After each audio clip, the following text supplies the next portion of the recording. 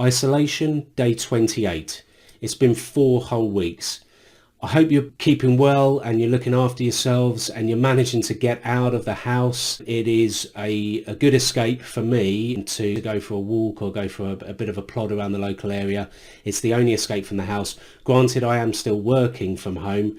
As I explained yesterday, I spent the entire day with my head down working. The hours got away from me. I obviously ate, but I didn't check my bloods in a consistent fashion. I wasn't really paying a lot of attention to that element of it because I just had my head down and I was working. Without consistency, and the knock-on effect of that is that it got very, very late in the day. I was still doing this and I was still doing some other bits on the computer. By 12 o'clock at night, I was tired and I was due to go to bed, but I was hungry. So I did something that I very rarely do. And I had 2 slices of keto bread, I had a drink, and that was pretty much it. So carb-wise, next to nothing really. Sorry, and I had 1 cracker. So carb-wise, 5-10 grams of carbs, nothing really. I may have mentioned before that one of the major reasons and major problems I had, and the reasons I'm on the pump now, is because I suffered with the dawn phenomenon. What the dawn phenomenon is,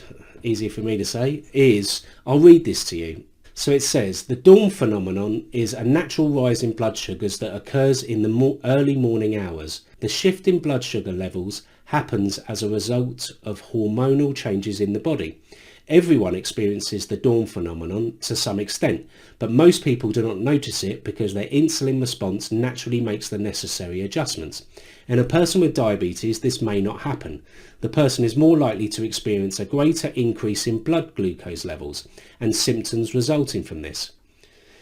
The dawn phenomenon refers to a rise in blood sugars released by the liver.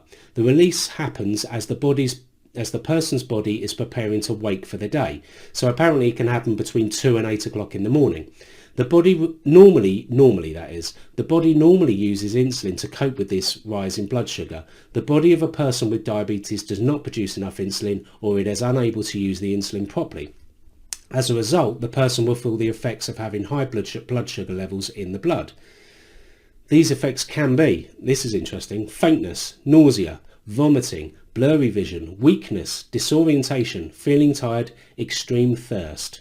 Yeah, so much fun. In the case of the dawn phenomenon, some additional changes may help prevent problems arising from the spike in blood sugar. Some steps people with diabetes can take to manage the dawn phenomenon include eating regular meals, taking all the medication doses, avoiding carbohydrates around bedtime. There you go.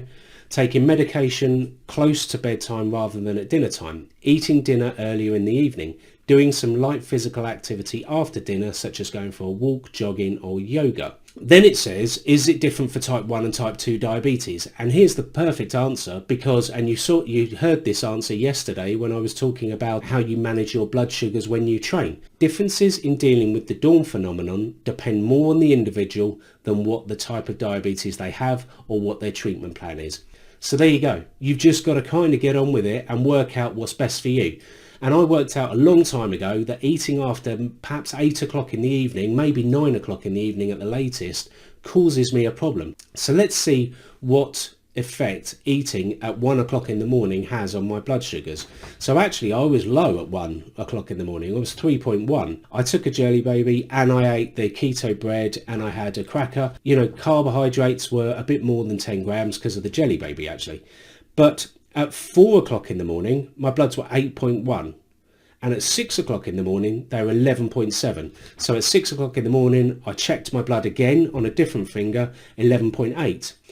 That's when the problems start, because the dawn phenomenon, and the reason I used to struggle so much with it, is when your blood sugars are so high in the morning, it takes you forever to get back on track, and it is a real grind to get yourself back in order. So that's why I found I was doing this a lot. And you can see I did exactly the same. I did the same old thing that I always do. I took too much insulin. So I took 3 units of insulin when the pump was only telling me to take 1.5. But as per usual, I overdid it. It's just a problem for me. I think I have an issue whereby I associate high blood sugars with complications, and therefore I want to get out of it as soon as possible. At 8 o'clock, my blood was 10.4. At 10:30, it was 2.7. perfect? No, so it's not perfect. What I did was I ate, and that's fine, but my bloods continue to be relatively low till just after 1 o'clock. I ate lunch at 1:30, and my bloods at 3 o'clock were 6.1, then 5.8 at 7, and so they were a bit more back in track. But you can see it took from, bear in mind, that was 1 o'clock in the morning till probably 1 o'clock. That's 12 hours of my bloods being completely out of control. That is the dawn phenomenon for you. I'll add a link below which will tell you a bit more about it if you don't know enough about it. And if your blood sugars have been doing this, which is increasing throughout the night, and you haven't sorted out your basal rates, or maybe you have sorted out your basal rates, but you're eating very late. Men of my age, they seem to have, I didn't used to do this when I was young, but they seem to have a liking to things like cheese and crackers or cheese and grapes late at night. Just sit down, let's have a slab of cheese and some grapes. Yeah, it sounds like a great idea. I don't think you do that at 20 years old, but at 40, yeah, sounds pretty good. That's why I don't eat too late. So back on track, and then the same thing happened again. My bloods were 5.8. I trained at home, and my bloods dropped to 3.5. So even after, and I did take jelly babies. I took one and a half jelly babies, so 6 grams of carbs, and I trained, and my blood still dropped. So I still haven't quite organised that. The only positive of yesterday was got back on track for 2 o'clock in the morning, and you can see here that 2 o'clock was 6.1, 4 o'clock was 5.6, 6 o'clock was 4.5, and I took a jelly baby then, and 8 o'clock was 4.8. So overall, my bloods are starting to get a bit better in the morning, and I'm feeling a bit more confident about that.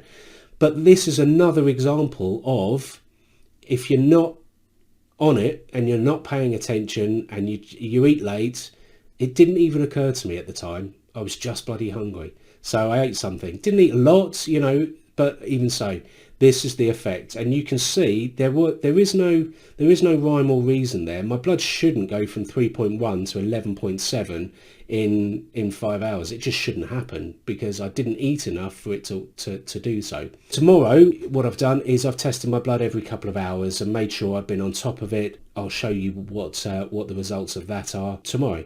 As I've said, I hope you keep well and make sure you get out. I've just been for a run this evening and it feels good. Didn't see a single soul. It was after the 8 o'clock clapping to the NHS, which is amazing. Around, I don't know what it's like for you guys, but around here, it's every household is out. So look after yourselves. I'll catch up with you tomorrow.